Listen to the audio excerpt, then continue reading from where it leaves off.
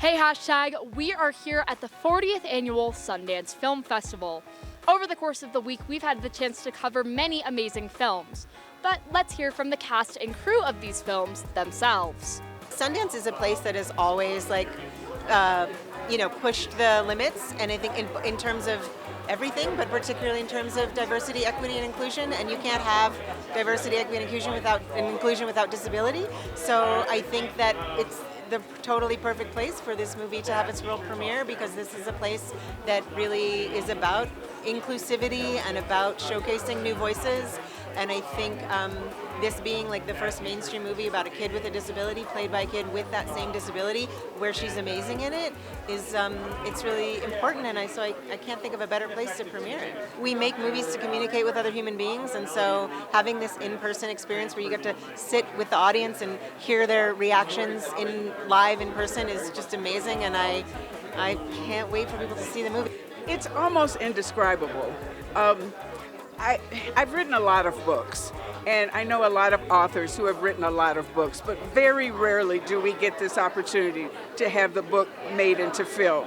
And I'm just very thankful that I've had this opportunity. I got to meet movie stars, I got to meet the children who played, and I've never seen such talented children who played this part. You know, they're professionals.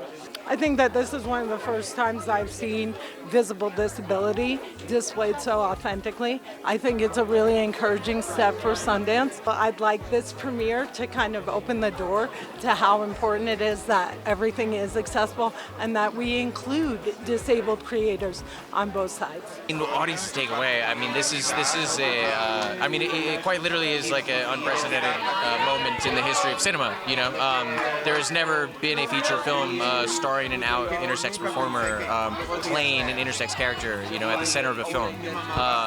So that's, I think, huge for a very widely unrepresented portion of the queer community, trans community, and particularly the intersex community. Oh my God, it's my second time at Sundance with a film, and it's incredible. I mean, I still pinch myself, because being here means that you're making something that's at the cutting edge of culture, and that you get to share it with film lovers, people who love cinema, that understand it at a level that makes you feel validated.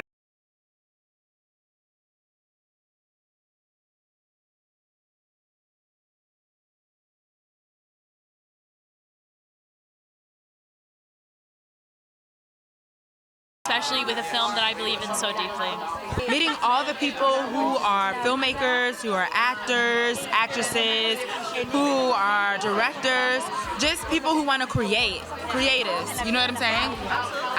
I'm having such a ball. And I think that was what was so beautiful about it. For me, so what was so touching about it is that it was like that same feeling you get when you're watching like Animal Planet. Exactly. And you really connect with the characters you're following, you know? I would compare it to like having a dog and looking into the dog's eyes, and you realize, oh, I have kind of more of a relationship than I expected to have with this other creature.